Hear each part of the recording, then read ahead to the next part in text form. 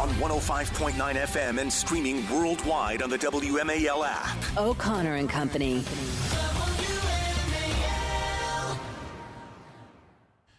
We've hit that 8 o'clock hour, so we got to get Stevie Wonder going. It's 8:07 on O'Connor and Company. In 60 minutes, we'll hand it off to Chris Plant for the Chris Plant Show. I'm Larry O'Connor alongside Julie Gunlock. Julie, good morning. Good morning. And we have your lieutenant governor. I mean, she's unofficially my lieutenant governor, even though my permanent residence is in Maryland, but I spend a lot of time in Virginia. So let's call Winsome Sears our governor. She's America's lieutenant governor, I should say. She is Winsome Sears. Thanks for joining us. Well, hey. Hey. Larry, everything all right? I'm here. All right, good. Good to hear from you. You're playing Stevie Wonder. You know, I think you should play Bonnie Raitt. I can't make you love me if you don't. Oh, is that your favorite song?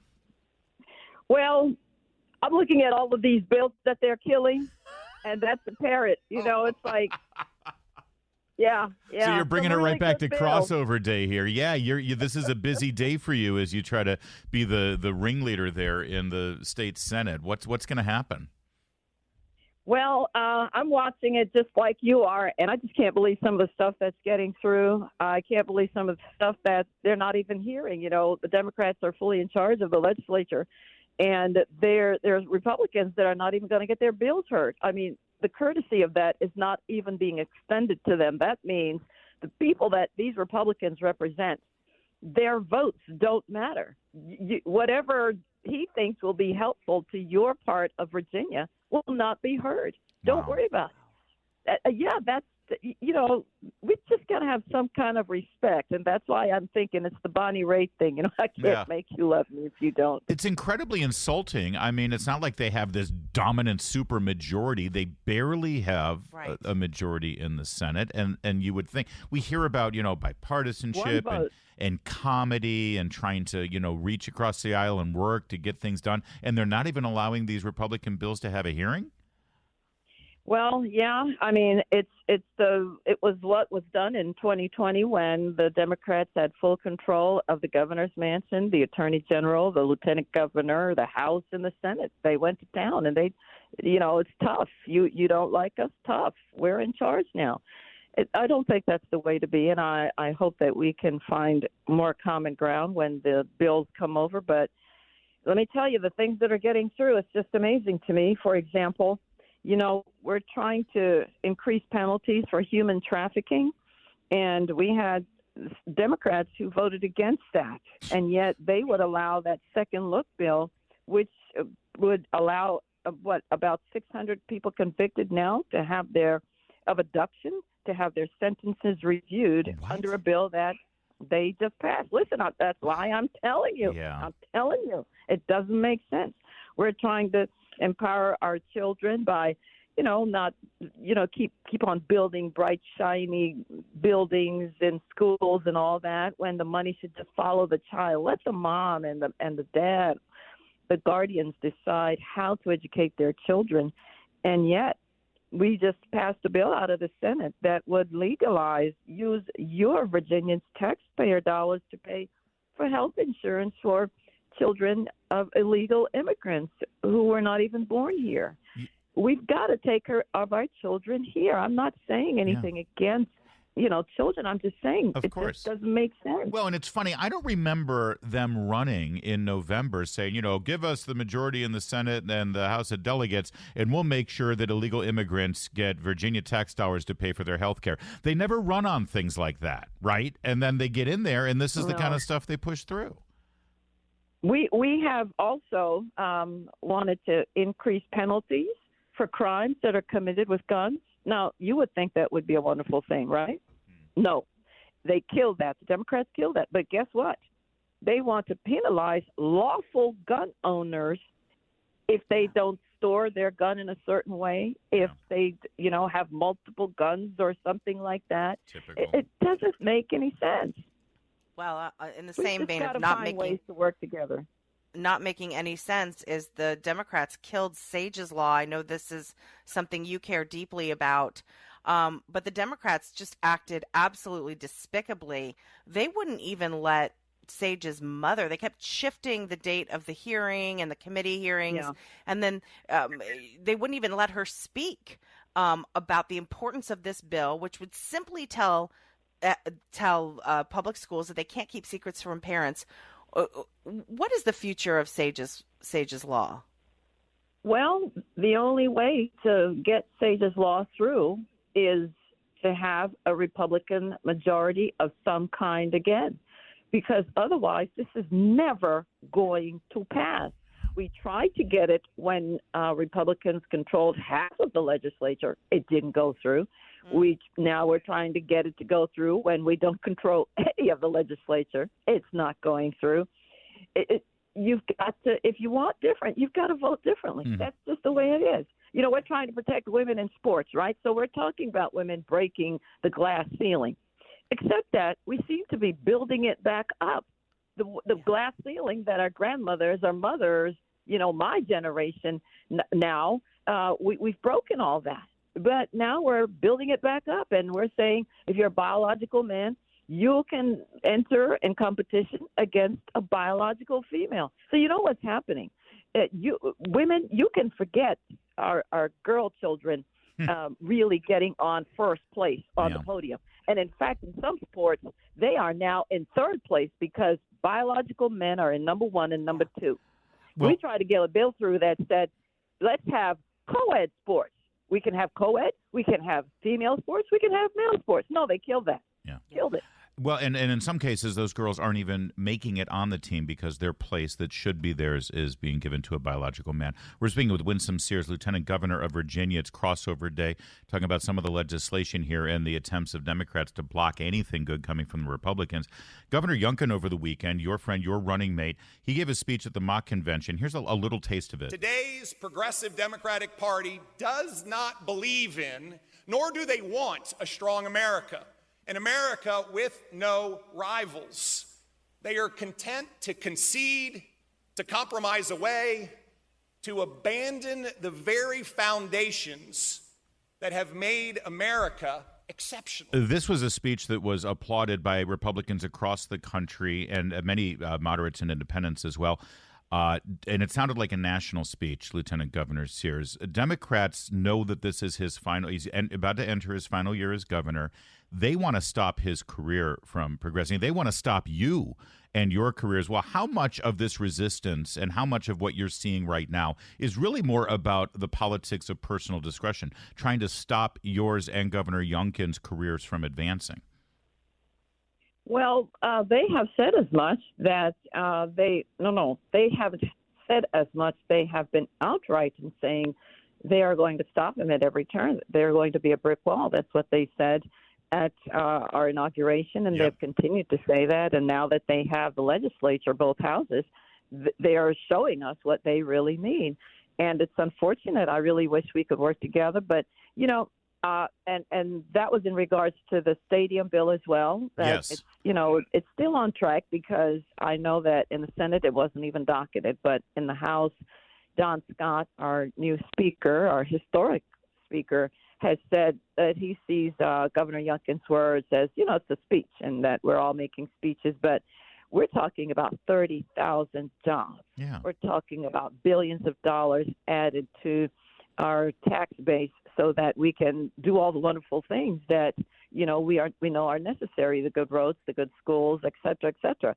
So I'm hopeful that, we'll get past party politics and continue on and get these deals through. Well, we're passing minimum wage hikes. We're going to go to $15 an hour. The job at McDonald's, guess what? They're going to find more robots. Yeah. You can forget it. Yeah. It's just not making any sense. And we cannot be California East.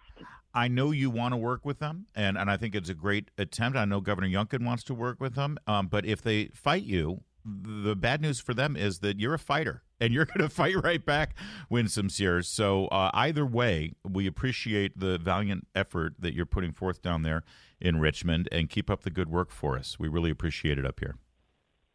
Well, it's not as hard as I would say. We don't really have hard hearts. It's just that we want the same things, but we're finding a way to make it work is the problem. And sometimes we just stay in our corners, and it's like that fight, and we're waiting for the bell to ring, and we just come out at each other. We got to find ways to get along, and that's what I'm trying to do. Winsome Sears, keep the faith. Thanks for ending on a positive note. Always good to speak with you, Lieutenant Governor. Thank you, Larry and Julie. It's 8:17. Let's check in. Join Vince Colonnese March 7th for the all-new State of the Union at Bourbon Boulevard in Chantilly. Details at WMAL.com/steak. Julie Gunlock, I'm typically a small government kind of guy. I want the government to leave us alone, let us live our lives, and just get involved if there's drastic situations and do the basic fundamentals that the Constitution lays out for you to do. Right? That's generally how I approach things. But I'm slowly starting to believe that it would be a good idea to start licensing parenting. I'm thinking either at the local, state, or federal level. Make sure the Democrats are never in charge, because neither one of us would be parents. We need some kind of regulations on who gets to procreate, because I keep seeing stories that makes me lose hope for our ability to actually birth and raise children. Where does this one from the New York Post? I left my baby in economy so I could fly business class. I feel terrible, but it was so relaxing. Yeah, honestly, what? This is such a terrible story. Although, I want to be clear. Yeah. She did not leave her baby alone in economy. He was with what I would assume is the baby's father. She calls him her boyfriend. Yeah. So I assume is this. I don't understand women like this. But I honestly think most of our problems in this country can be traced back to wine moms. And this is a wine mom. One of them.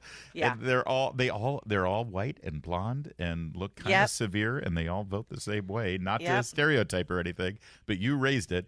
But it's one thing to do this. It's like, you know what? I need a break. Let me go to business. Honey, you stay back here with the baby. You take it. And I would do that. I would volunteer. I would say, honey, you've been putting in a lot of hours with the baby. You go enjoy the upgrade. I'll stay back here. But then you go to TikTok and you brag about it. Am I a horrible person for flying business class while my baby and boyfriend flew economy? In our relationship, what we decide to spend money on is completely different. I love jewelry. Put me in business class any day, where Rob would never spend money on business class because he just finds it pointless. Yeah, to answer your question, you are a horrible person. Honestly, these are awful people, and yet they're celebrated in some circles. Well, let's also be clear. This was an 11-hour flight. Yes. I can't imagine being away from your baby for 11 hours. Your baby needs you. Yeah. I mean, these kinds of women make me want to advocate for the repeal of the 19th Amendment. I can't even deal with these women anymore. I'm looking at the picture, and this is literally a baby. I've got to think like 3 months old. Teeny. And there's a picture of the baby sleeping on the floor. Yep. It's swaddled, but still on the floor. Yeah. All right. And the picture of her, she's sitting there, she looks drunk with her wine. Nice mom. Meanwhile, there's that kind of parent, and then there's the kind of parent who needs an app on their smartphone to figure out what their baby needs. Unbelievable.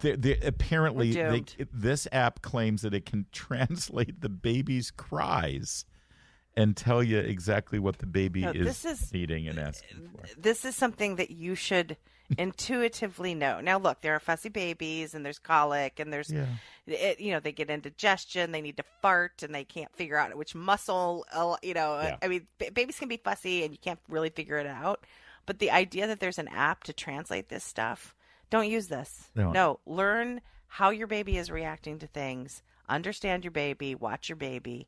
That's how you do it. Generally speaking, for babies, and I've had 4 of them, they're crying because of input needs or output needs. And that's pretty much it. They're not hard. And the output needs are either it just happened and I'm uncomfortable and I need to be cleaned up, or I'm having trouble making it happen, and I need you to hold me certain ways and maybe pat certain parts so I can make it happen. And the input is pretty self-explanatory, Yeah. I love how you put it much better, where I'm just like, they need to fart. Exactly.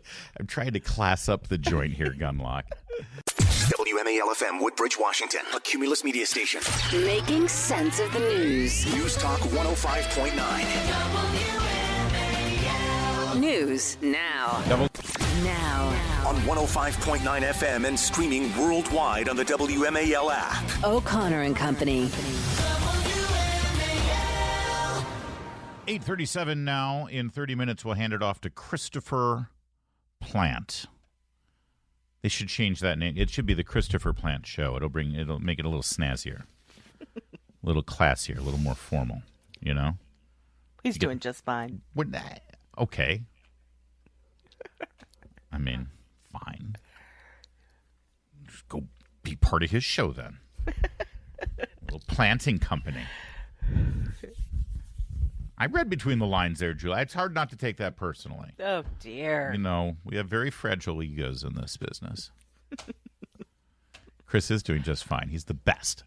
All right, we've got an update now on that shooter. We told you the story yesterday. This is about an active shooter situation at Joel Osteen's church, the Lakewood Community Church, Lakewood Church down outside of Houston.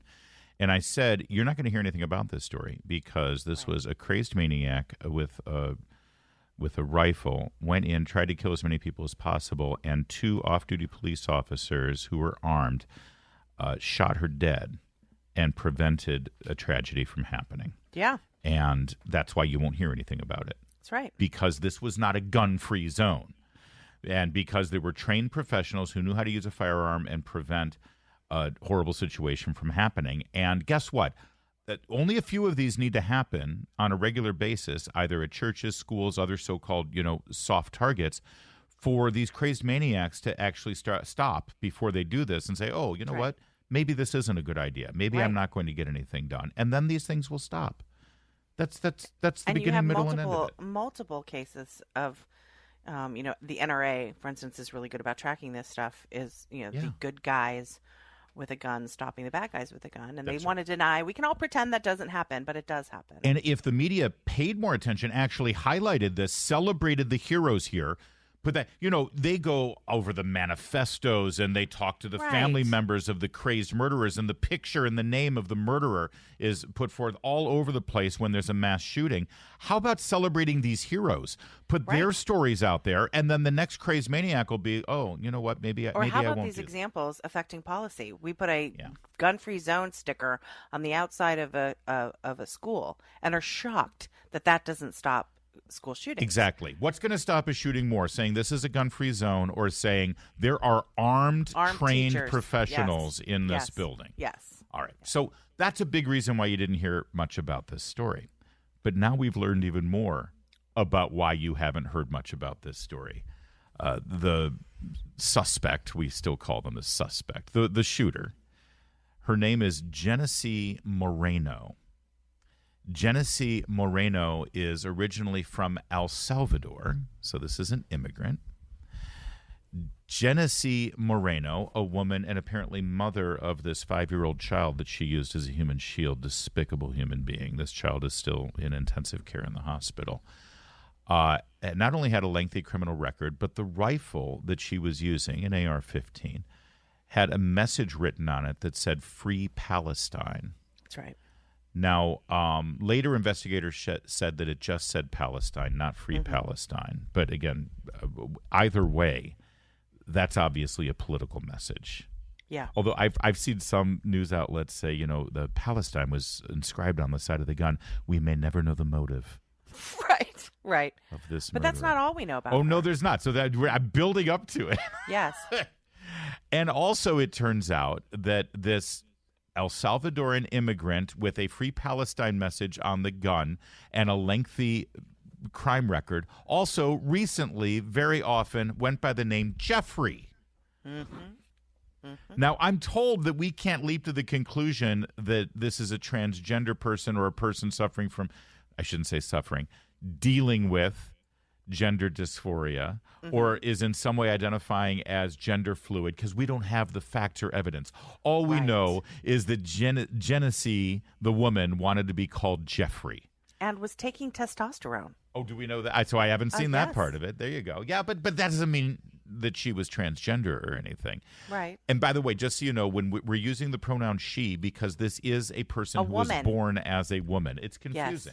People are like, why are you? I know. And if you look at the pictures, the mugshots of this person, she gets progressively more masculine looking. Yes. But fingers have been wagged at me for not leaping to the conclusion that this is a transgender person. You don't know that for sure.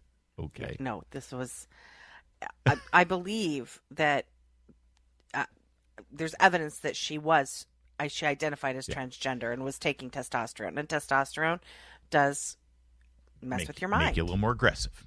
Authorities said anti-Semitic writings were found inside the vehicle that Moreno drove to the place of worship. They didn't say what was written, but why not, by the way? I think we deserve to see, because it was probably, things like From the River to the Sea. Moreno's ex-husband and his family, it suggested, has had a dispute with this person, and the police said that the ex-husband is Jewish and the family is Jewish. Why pick Joel Osteen's? No. Church. Also, by the way, I don't know. There's no that literally is a motive we don't know quite yet.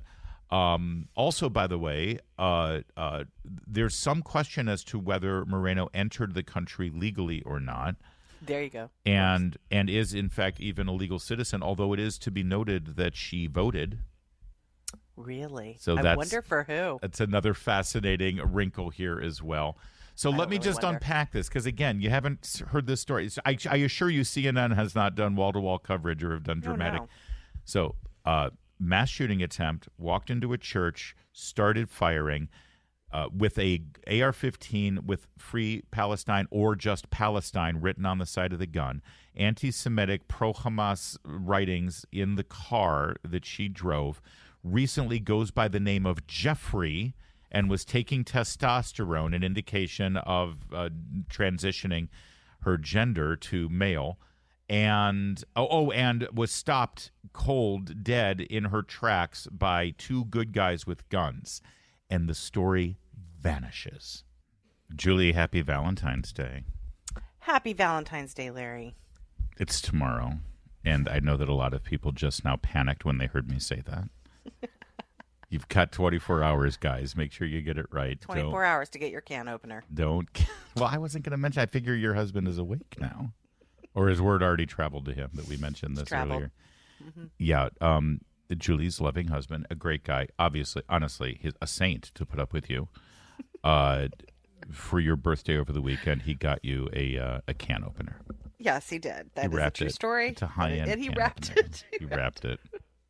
Not even from Brookstone either. It's not even like a fancy not, gadget. No, It's definitely like a emergency run to the Safeway. And when you opened it, did he then look at you and say, make something happen in the kitchen there? I will tell you, I was looking at it because I thought maybe there were some earrings attached, like as a joke.